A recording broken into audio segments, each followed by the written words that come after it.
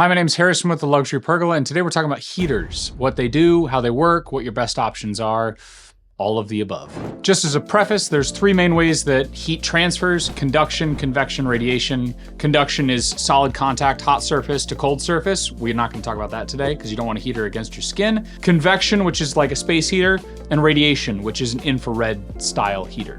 One of those is better for outdoor spaces, and that is radiation, because wind blows through outdoor spaces and that carries the heat away with it. So we'll get through that when we get through each of these details, but that's a good preface to start. So our first category is caveman style. So you basically just build a fire. Within that category, there's different ways you could do that. One of those that's popular right now is the solo stove. Metal case, allows airflow. The concept there is you build a fire inside and it eliminates more smoke than you would have on a traditional fire pit. I actually own one of those. Within my pergola, I'll drop the shades to reduce wind, and then I'll throw the wood in and light it so that the wind goes straight up through the louvers. That's one option. Another option is a standard fire pit. That's gonna be more smoke. You could make it out of metal, you can make it out of pavers or stone. That is gonna typically throw off more smoke, as well as all of the things that happen with burning wood as they fly out of a normal fire pit. So you have to be aware of cinders and stuff like that. The last one is a chimenea. If you want no smoke at all, that is an option. You basically are just going to put a fire in a pit with a chimney attached to it. That's essentially what a chimenea is. It's just outdoor as opposed to indoor and attached to your home. So there's some pros to the caveman style. The ambiance is really nice. You know, it is also very warm, especially depending on how much wood you put in it. And the last one is obviously you made fire, you are man, and that is a huge benefit. The cons are all the things that come with a firewood-based thing. You have to know how to light it. That can be a big con. Don't put gasoline on it. The second one's gonna be you have to tend to it, feed it fire, know how much to feed it, how long that log is actually gonna burn for. The third one, the biggest one, is it is going to be smoky. It is gonna throw off things that are not just smoke as well. So you have to be aware of that. That could be a safety issue. And then the other one that people don't typically think about is your wood has to be dry. So you have to make sure you have a storage place for dry wood, or you have to buy it every single time you want to light it. Pricing varies dramatically based on the aesthetics really that you're going for. You could dig a hole in the ground and throw some fire in it, and that's the cheapest option, but obviously isn't gonna be the most elevated look. You could go for a $30 metal one that you buy at Home Depot or some other place like that. You could buy a solo stove for several $100s, or you could even get the chimenea or some sort of integrated fireplace type thing with a chimney and pavers and everything, and that could be multiples, thousands of dollars. It's kind of up to you. Sky's the limit on pricing for that sort of thing. It's all about aesthetics, feel, and what you're willing to have it look like basically in the end. The next other category is gonna be electric patio heaters. There's a couple different styles. So you can get the small ones that are freestanding, traditional space heater style ones. You can get freestanding ones. Those are obviously gonna be taller, put off a lot more heat. And you can even get wall mount or ceiling mount variants, which essentially look the same. They just mount to different surfaces, wall or ceiling. Both of the wall and ceiling ones are ones I've actually installed on pergolas like ours back when we used to be installers. The issue you're gonna get into with electric heaters is a voltage and amperage issue.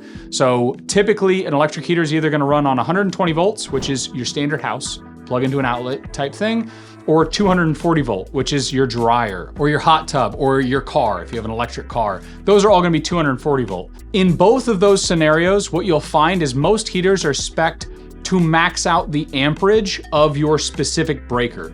So let's say you have an outlet that's free in the house that runs the whole kitchen and you try and plug a heater in there, you may overload the amperage of that area and flip the breaker. Same thing is true for 240. If you already have a dryer and you try and gang off that line for a heater, you will not be able to run that heater ever, because as soon as you turn it on, you'll trip the breaker because you're running too many amps.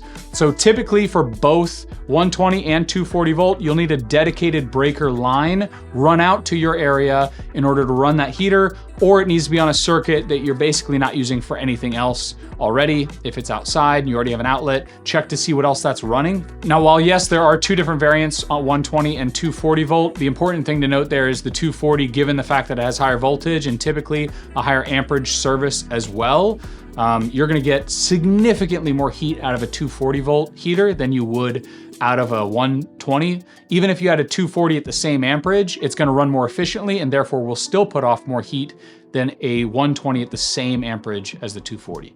So there's pros. Obviously the big pros for electric is it's clean and efficient, relatively. It is more safe than most other alternatives. You don't have to worry about a gas line exploding or a storage issue when it comes to gas as well. So you don't have to store a propane tank somewhere. So from a safety standpoint and from a storage standpoint, it's better. And it's simply more convenient to activate and less hazardous to run the line out to the area as well than running a gas line out if you're doing a gas heater. So there are pros for sure. From a commercial environment, most restaurants will have infrared electric heaters unless they're open to the outside, like Topgolf. Those are gonna be gas-based heaters. The cons are basically the things I've already highlighted, which is they're not very portable. They're not the easiest to run the lines out to in order to hardwire them. Power usage, knowing you have enough room on your panel to be able to do it in the first place, can be an issue. The last one there is obviously the operational cost. It is your most expensive source of heat that you could probably be able to purchase. I guess depending on where you are and how much electricity is in your area, but typically it's more expensive than natural gas. So for electric heaters, your price range is gonna range widely. If you notice, I've been saying that about every category. So BTUs, basically the more you put in money, the more you're gonna get out in heat generally. Or there's a trade-off there somewhere in between for aesthetics. At a certain inflection point, your BTUs may remain constant, but you're spending more money to get those like cool flush mounted ones or some other aesthetic treat. So these start at $100 and go way past, $5,000, $6,000. That leads me straight into the next thing, and that is natural gas heaters. So there's several different styles. You've got the tower freestanding ones. You've got wall mount and ceiling mount, just like you do on the electric heaters. You've also got those like basically chandelier style ones where they come down and they light up a flame that then radiates over a dome. And then after that, your only other option is probably like the freestanding table ones, which look pretty, but don't put off a whole lot of heat, but there you could get the aesthetics of a flame and like a stone pit. In general, all of these will function and look basically the same as the electric variants, except they'll just typically run for less money once they're set up. They'll cost more to put in the first place, but they'll run for less money over time. They'll still need an electrical source to start, and then they'll need a gas line run to them to then run. So you will still need an electric outlet, but again, it's up to you because it will typically spend less money over time that it's installed.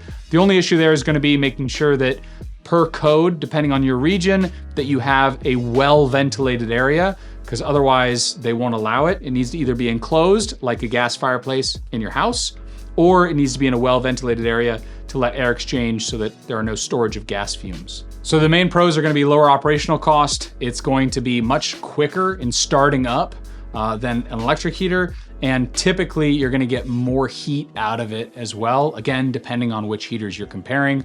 Just check your BTUs to see how they compare from one to the other. So cons, just like the other one, these are even less portable than the electric variants where you can actually unplug it every so often if you had to.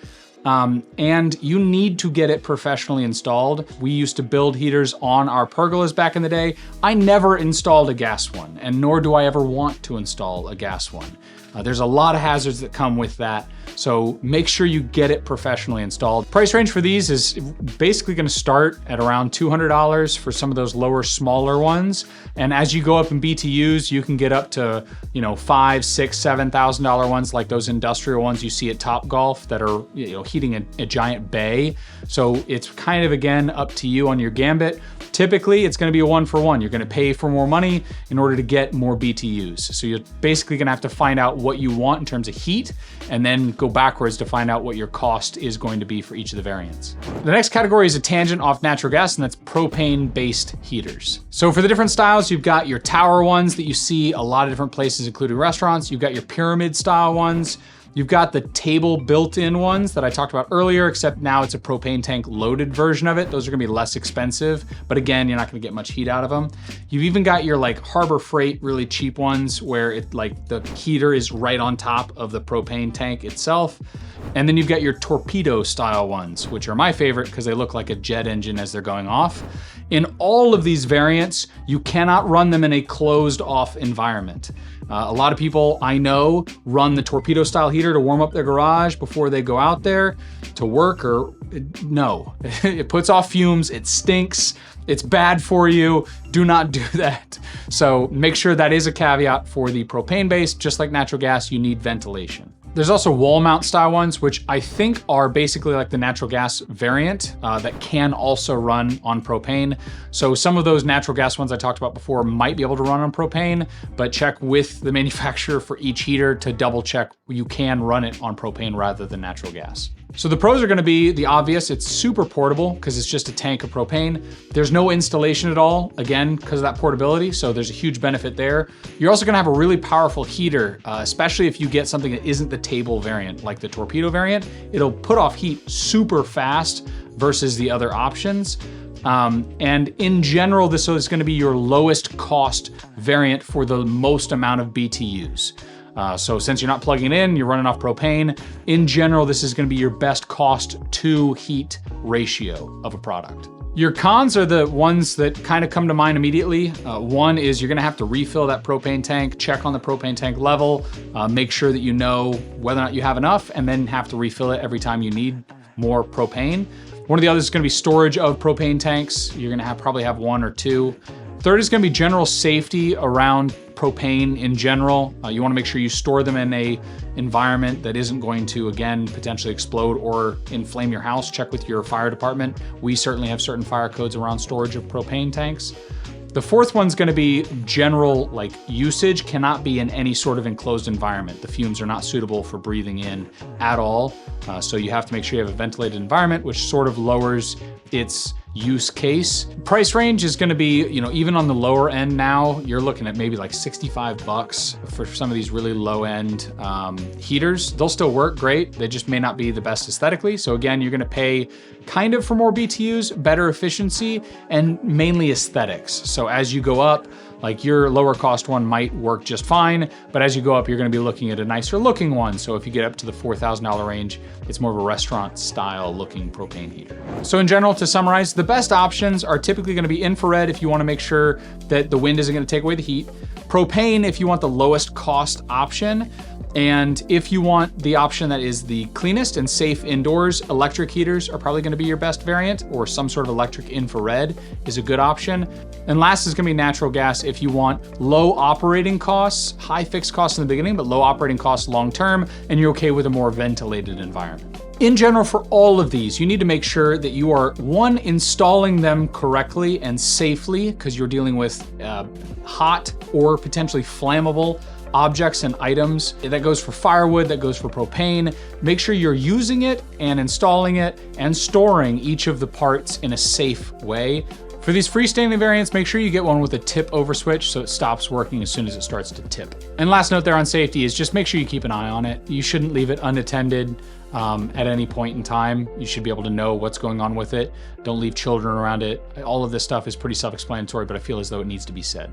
We try to make these videos comprehensive, but if I missed something, please let me know in the comments below. But other than that, thanks for watching. Please subscribe, and if you want the best patio shade in the world to limit the heat, you can check us out at theluxurypergola.com.